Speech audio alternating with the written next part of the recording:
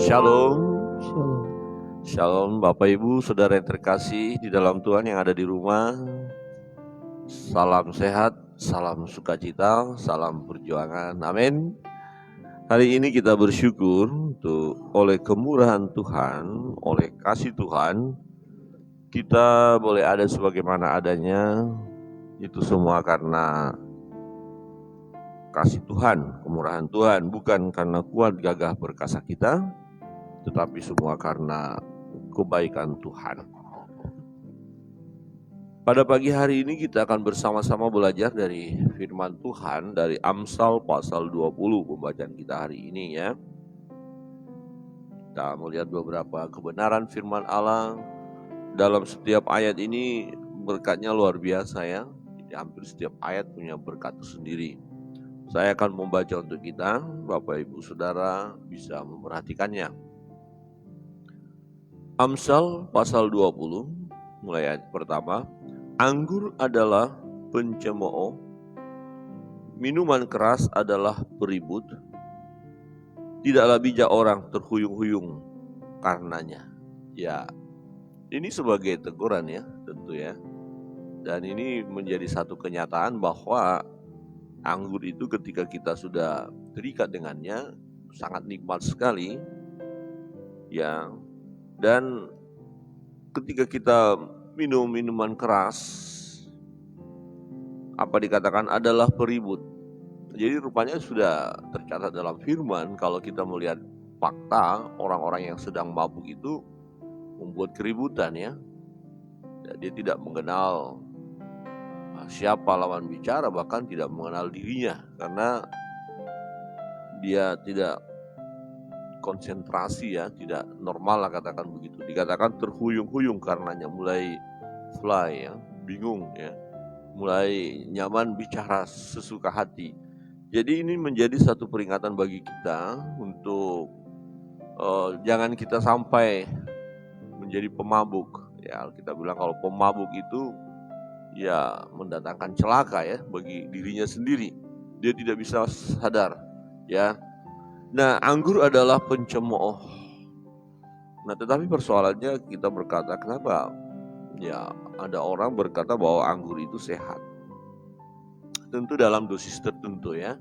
Jadi anggur, maka dikatakan anggur yang bagus itu sangat mahal dan sangat dinikmati orang, mendatangkan kesehatan. Tetapi dalam jumlah yang sedikit, artinya sewajarnya. Tetapi orang kalau sudah dikendalikan oleh anggur, mabuk anggur, ya berarti dia sudah menikmati anggur itu dengan kapasitas yang berlebihan, ya sehingga memabukkan. Ya pemabuk ya istilahnya. Jadi suka minum minuman keras. Jadi yang dimaksud di sini adalah minuman keras ya, anggur yang adalah minuman keras yang memabukkan. Sehingga orang ya terhuyung-huyung. Dan tidaklah bijak orang yang terhuyung-huyung karenanya. Jadi kalau ada orang sedang mabuk, pintar bicara, jangan kita bisa menerima semua pembicaraan yang disampaikannya karena dia berbicara itu sedang mabuk ya. Nah, kemudian berikut dikatakan kegentaran yang datang dari raja adalah seperti raung singa muda. Siapa membangkitkan marahnya membahayakan dirinya. Terhormatlah seorang jika ia menjauhi perbantahan. Tetapi setiap orang bodoh membiarkan amarahnya meledak. Jadi teguran juga bagi orang-orang yang suka marah. Ya, jadi kalau meresponi sesuatu kita langsung cepat emosi, kita biarkan amarah kita meledak, itu adalah kebodohan. Itu adalah kebodohan. Jadi yang suka marah kita harus mengendalikan diri ya. Coba lihat kiri kanan dan katakan kendalikan diri. Kendalikan diri. Jangan sikit-sikit marah, tersinggung marah, dengar kata-kata yang kurang nyaman marah ya. Kebodohan. Pada musim dingin si pemalas tidak membajak, jikalau ia mencari pada musim menuai maka tidak ada apa-apa. Ya jelas ya. Jangan berharap mendapatkan apa-apa karena memang tidak memulai apa-apa, tidak mengerjakan apa-apa. Ya bagaimana mungkin si pemalas ini ya mendapatkan hasil pada musim menuai. Pada saat mengerjakan atau masa pengerjaan, masa tanam, dia tidak menanam, dia tidak melakukan sesuatu. Jadi tidak akan mendapat apa-apa. Rancangan di dalam hati manusia itu seperti air yang dalam, tetapi orang yang pandai tahu menimbanya. Banyak orang menyebut diri baik hati, tetapi orang yang setia siapakah menemukannya? Orang benar yang bersih kelakuannya, berbahagialah keturunannya. Saudara yang terkasih dalam Tuhan, ya, siapa yang rindu mengalami kebahagiaan dari Tuhan? Ya, siapa yang rindu bukan hanya dirinya tapi keturunannya pun akan berbahagia. Apa yang harus dilakukan? Nah, orang benar bersih kelakuannya. Jadi kita harus bersih kelakuan kita. Ya, bersih. Jadi apapun yang kita kerjakan, misalnya dalam hal usaha bisnis, ketika kita kerjakan dengan bersih, ya halal, ya maka berkat itu yang kita tabung bisa dinikmati oleh anak cucu kita. Tidak akan jadi masalah. Tetapi kalau harta itu yang kita timbun, yang kita dapatkan tadi hasil kecurangan, hasil korupsi, ya tinggal tunggu waktu. Bahwa harta itu tidak akan bisa membahagiakan keturunan kita, justru sebaliknya akan mencemarkan nama kita dan keturunan kita akan mengalami rasanya tersakiti. Ya misalnya begitu. Orang ya melakukan korupsi, kemudian anak cucu katakan, itu cucunya yang korupsi, hartanya juga harta hasil curian, hasil korupsi. Kan enggak nyaman banget gitu ya. Jadi tidak akan bahagia. Nah, mari kita berjuang melakukan hal yang benar, yang bersih di hadapan Tuhan, apapun. Maka kita dan keturunan kita akan berbahagia. Memang tidak mudah untuk melakukan hal yang bersih di tengah-tengah dunia yang penuh dengan godaan ini ya, penuh dengan trik-trik kuasa dari kegelapan untuk menjatuhkan anak-anak Tuhan. Nah, kita tetap harus berjuang mempertahankan hidup kita bersih. Bapak Ibu, saudara yang terkasih dalam Tuhan. Di ayat 12, beberapa ayat kita lihat. Telinga yang mendengar dan mata yang melihat, kedua-duanya dibuat oleh Tuhan. Nah, janganlah menyukai tidur supaya engkau tidak jatuh miskin. Bukalah matamu dan engkau akan makan sampai kenyang. Tidak baik kata si pembeli. Tetapi begitu ia pergi, ia memuji dirinya. Sekalipun ada emas dan permata banyak, tetapi yang paling berharga ialah bibir yang berpengetahuan. Ambillah pakaian orang yang menanggung orang lain, dan tahanlah dia sebagai sandera ganti orang asing. Roti hasil tipuan sedap rasanya, tetapi kemudian mulutnya penuh dengan kerikil. Ya. Jadi di ayat 17 kita melihat hampir sama bagaimana orang yang tadinya melakukan sesuatu yang tidak baik dan tidak benar, walaupun dia punya harta, maka keturunannya juga akan mengalami penderitaan, susah. Ya, tidak akan berbahagia. Nah, hasil roti tipuan sedap rasanya. Siapa yang tidak menikmati uang ketika dia uangnya banyak walaupun dari korupsi? Pasti dia nikmati, dia bisa jalan-jalan ke luar negeri, rekreasi, tamasya segala macam ya, menikmati beli barang-barang mewah. Sedap rasanya ya. Tetapi kemudian mulutnya penuh dengan kerikil. Jadi ini bukan langsung ada kerikil di mulut kita. Gimana rasanya kalau di mulut kita ada kerikil gitu loh ya. Jadi kalau kita makan itu ada batu-batu kerikil itu kan akan menghancurkan diri kita sendiri. Nah, itu maksudnya. Jadi yang kita makan roti tadi tapi hasil dikatakan tipuan. Ya hasil makanya gini, misalnya kita menikmati berkat-berkat hasil korupsi. Nah yang kita nikmati itu akan menghancurkan diri kita. Nah, itu loh maksudnya. Ya, mulutnya penuh dengan kerikil. Waduh. Bahaya kalau kerikil, jadi sebenarnya nggak bisa dinikmati itu makanan itu. Roti kalau kita makan tapi penuh kerikil di dalamnya, ya itu akan menghancurkan mulut kita. Jadi sangat-sangat tidak nyaman, sangat-sangat tidak baik. Nah, saudara yang terkasih di dalam Tuhan, di ayat 18 berkata begini, rancangan terlaksana oleh pertimbangan, sebab itu berperanglah dengan siasat. Ya. Nah, untuk melakukan sesuatu perlu ada rancangan. Nah, berperanglah dengan siasat. Maksudnya gini, gambarannya seperti orang berperang. Kadang-kadang kita bisa melihat bahwa secara fisik kita tidak kuat, secara fisik kita kalah, tapi kita bisa menang ya dengan siasat. Ya, jadi cari tahu kelemahannya, nah kemudian serang dalam kelemahannya itu, kira-kira begitu ya. Ya, kita harus mengerti siapa yang menjadi lawan kita, maka kita harus mengatur strategi untuk mendapatkan kemenangan. Ya, ini rancangan terlaksana oleh pertimbangan. Jadi perlu kita pikirkan dulu, gumuli, saya akan melakukan ini, saya akan membangun ini, saya akan mengerjakan ini. Kira-kira siap nggak? Nah, dalam firman Tuhan diingatkan ada orang yang sedang membangun. Siapa yang sedang membangun yang tidak memikirkan anggarannya? Sebab jika tidak dipikirkan anggarannya, kemudian dia bangun, pada saat pembangunan terhenti karena tidak ada dana, maka orang akan berkata, wah orang itu membangun, tapi tidak memikirkan secara baik-baik. Akhirnya dicemooh atau ditertawakan. Jadi kita harus memikirkan, rancangkan dulu, programkan dulu. Nah kalau nanti dana kita kurang, ya apa usaha-usaha kita untuk mendapatkan dana ini? Kira-kira bagaimana supaya dana ini tercukupkan? Oh ya, ada jalur pertama A, B, C, D. Oke, lanjut. Jadi kita pikirkan sehingga ketika pada saat ya pembangunan itu sepertinya berhenti, nah sebenarnya tidak berhenti. Sedang ada usaha-usaha yang dilakukan untuk mendapatkan dana itu. Jadi perlu dirancangkan. Semua pelayanan pun perlu dirancangkan. Semua hidup kita, keluarga, rancangkan masa depan keluarga, rancangkan. Nah orang yang baru menikah, rancangkan. Yang belum menikah juga mulai rancangkan, ya seperti itu. Ya mulai merancangkan apa yang harus kita laksanakan. Nah dengan pertimbangan-pertimbangan itulah maka kita akan mendapatkan hasil.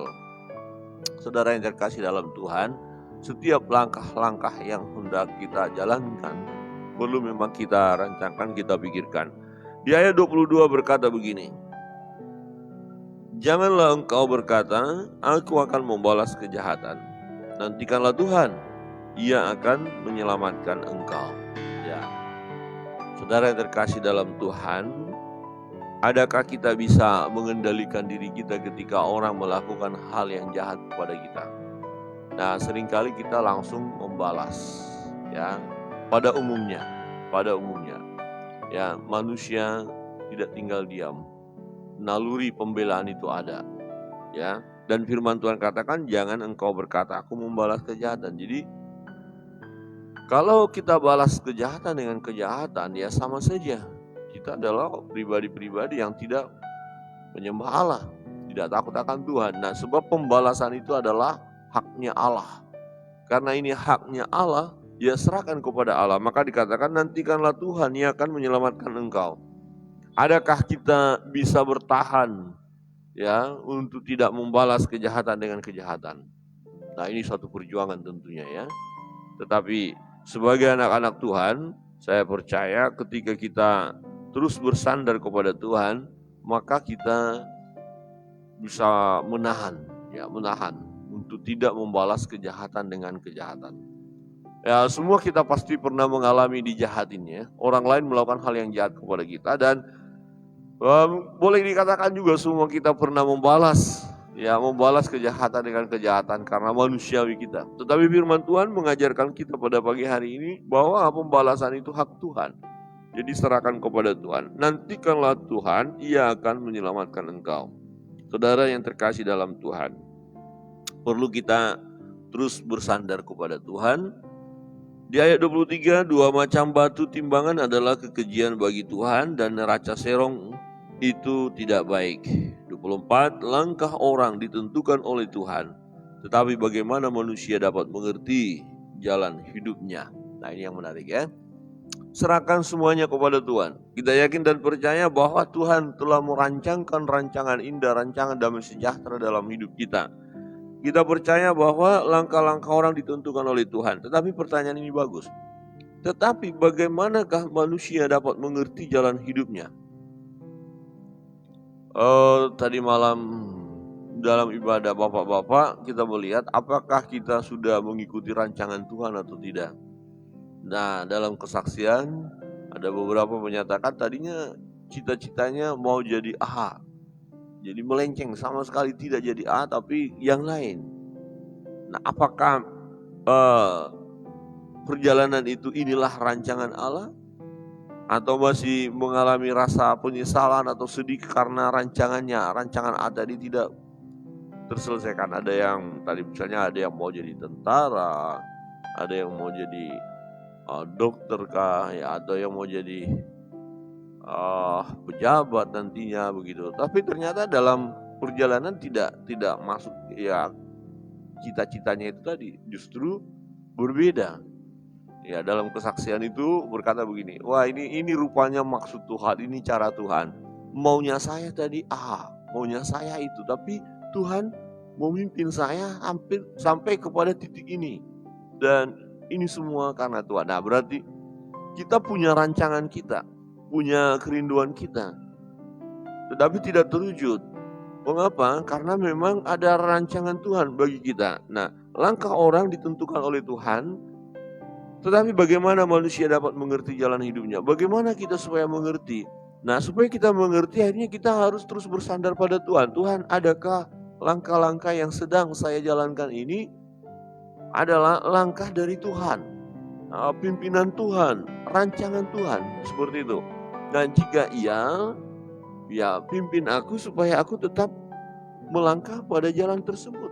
Jika tidak, Tuhan bawa saya kembali atau bawa saya ke tempat yang lain. Alihkan lagi jalan yang saya tempuh ini.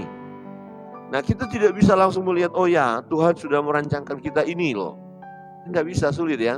Tetapi yang bisa kita lakukan berserah kepada Tuhan. Ya, bergumul, berdoa, dan kita bisa lihat dalam perjalanan hidup kita, kalau kita ingin tahu apakah ini adalah rancangan Tuhan, apa jalan yang ditentukan Tuhan bagi kita, ya kita bisa merasakan damai sejahtera daripada Tuhan. Kita bisa rasakan, wah betul ini dari Tuhan, saya bersyukur, saya menikmatinya. Dan saya melihat pekerjaan Tuhan di dalamnya, saya lihat bagaimana Tuhan menolong saya. Jadi langkah orang ditentukan oleh Tuhan. Nah begini maksudnya, saya maunya langkah saya A, saya udah berjuang untuk mendapatkannya, tetapi gagal. Nah, kemudian saya bertanya kepada Tuhan, saya berdoa, Tuhan, kenapa saya gagal? Kira-kira kemana saya? Tuhan buka jalan B. Saya jalan kok mantap, jalan bagus sekali.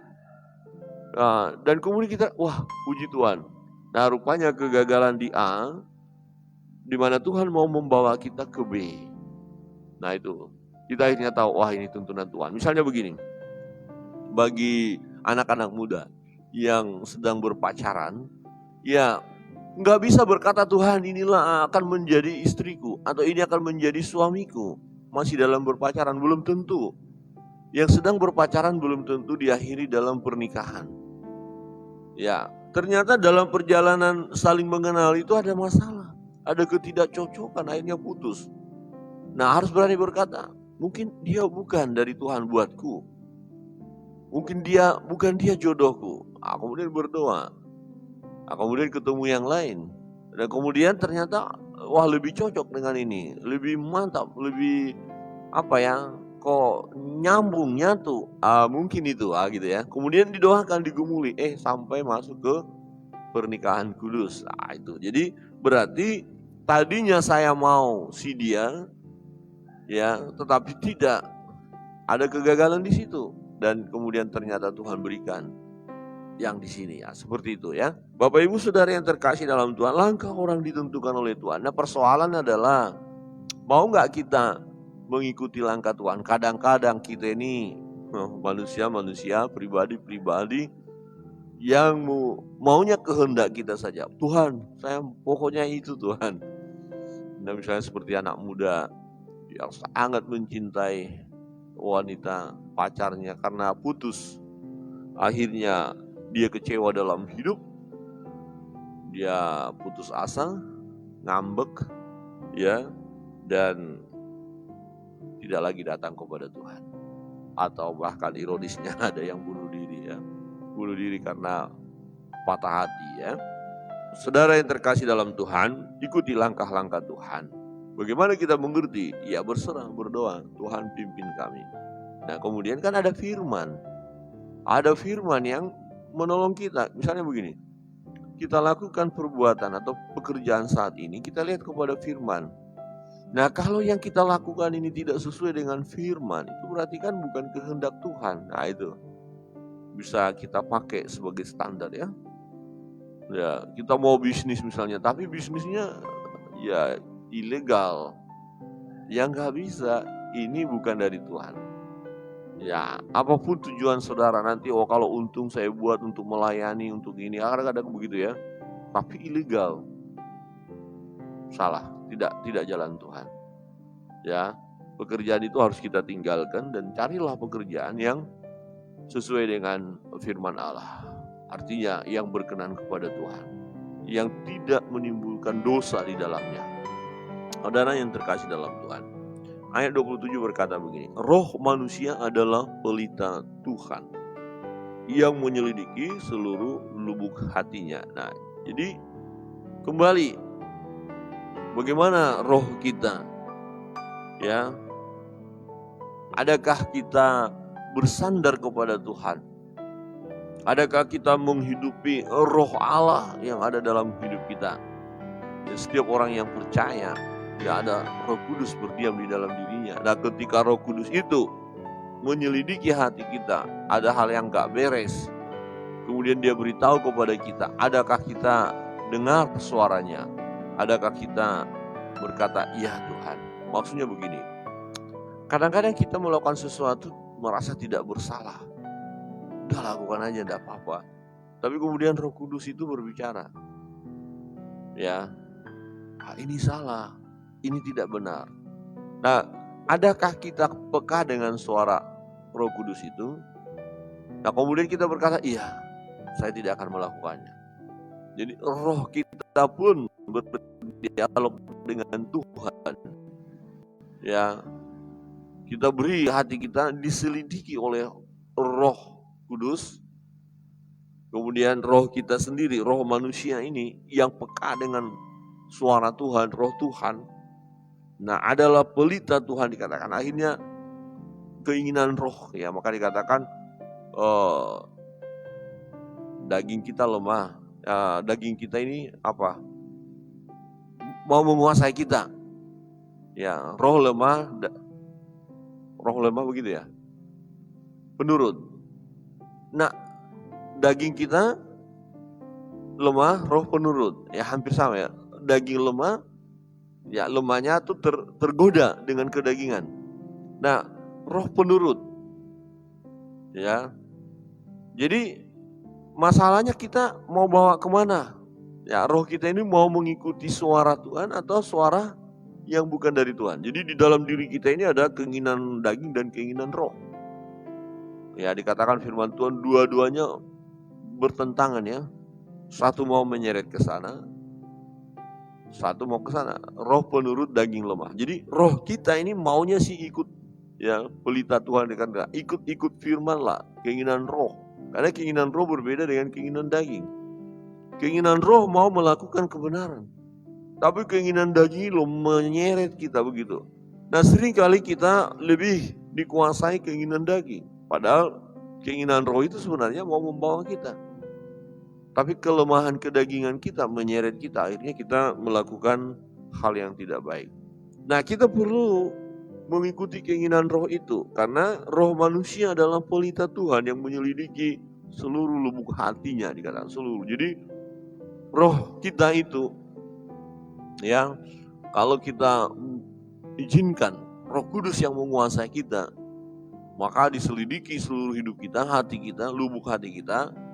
Nah, kemudian kita siap dikoreksi, siap kemudian diperbaikilah jalan hidup kita. Itu maksudnya. Jadi ikutilah pimpinan Roh Kudus. Bapak Ibu Saudara yang terkasih dalam Tuhan, kebenaran firman Tuhan pada pagi hari ini dari Amsal 20 menolong kita untuk kita berserah kepada Tuhan. ikuti pimpinan Tuhan dan lakukan yang benar. Jangan tergoda untuk melakukan hal yang jahat walaupun ya rasanya memang ditawarkan kenikmatan, tapi itu kenikmatan dunia. Ya jangan tergoda, tapi ikutilah jalan Tuhan. Nah di Amsal 20 ini di ayat 30 menarik. Ya, memang tidak nyambung satu dengan yang lain ya ayat-ayat ini, jadi berdiri sendiri, ada berkat-berkat sendiri. Di ayat 30, bilur-bilur yang berdarah membersihkan kejahatan dan pukulan membersihkan lubuk hati. Nah bilur-bilur yang berdarah ini yang dimaksud siapa ya? Bilur-bilur yang berdarah membersihkan kejahatan. Ya kejahatan siapa yang dibersihkan, atau bilur-bilur siapa yang bisa membersihkan kejahatan? Nah, walaupun tidak tercatat secara jelas di sini berbicara, kalau kita melihat perjalanan sejarah dan dari PL juga lain berkata oleh bilur-bilurnya kita disembuhkan. Nah, ini mengacu kepada pengorbanan Yesus ya di kayu salib itu ya, di mana oleh bilur-bilur Yesus, oleh darah Yesus, dosa-dosa kita disucikan, dikuduskan. Ya, memang kitab Amsal tidak langsung berbicara untuk itu. Ya, tetapi di sini terkandung satu nubuatan yang kita sudah bisa lihat terpenuhi tentang bilur-bilur atau darah Yesus yang menyucikan, menguduskan umat manusia. Bapak Ibu Saudara yang terkasih dalam Tuhan, kita orang berdosa. Kita orang yang jahat, tidak ada manusia yang tak berdosa. Semua manusia telah kehilangan kemuliaan Allah, telah berdosa. Upah dosa adalah maut. Nah, bagaimana manusia itu bisa memperoleh keselamatan? Dengan kekuatannya sendiri, usahanya tidak bisa. Ya, hanya oleh karena kasih Bapa yang menyerahkan putranya yang tunggal, Yesus Kristus Tuhan kita, mati di kayu salib. Dan oleh darah Yesus, ya kejahatan kita, dosa kita diampuni. Wah, ini kita bersyukur ya. Sebagai anak-anak Tuhan, kita lemah, kita terbatas. Ada kalanya kita digoda oleh dunia ini, oleh keinginan kita, kedagingan kita. Tetapi kita bersyukur memiliki Allah, memiliki Tuhan yang mengasihi kita. Dia mengampuni segala dosa dan kesalahan kita apabila kita mengakuinya. Ya, mengakui dan menyelesaikan di hadapan Tuhan, maka Tuhan menyucikan, menguduskan kita. Bapak Ibu Saudara yang terkasih dalam Tuhan, pagi hari ini mari kita datang kepada Tuhan, andalkan Tuhan dalam hidup ini. Kita lemah, kita terbatas, tetapi dengarlah firman Tuhan. Mari berjuang melakukan hal yang baik, yang benar. Sebab orang yang benar itu ya akan berbahagia, bahkan keturunannya pun, yang orang yang bersih kelakuannya, keturunannya akan berbahagia. Biarlah kita terus berbahagia di dalam Tuhan dengan melakukan kebenaran, melakukan firman Allah. Dan ketika kita ingat ada dosa, ada kesalahan yang kita lakukan, Tuhan mampu menyucikan, menguduskan kita dari segala dosa dan kesalahan kita apabila kita mengakuinya. Jadi bertobatlah, akui di hadapan Tuhan, selesaikan, dan mari kita melangkah mengikuti jalan-jalan yang sudah ditentukan oleh Tuhan.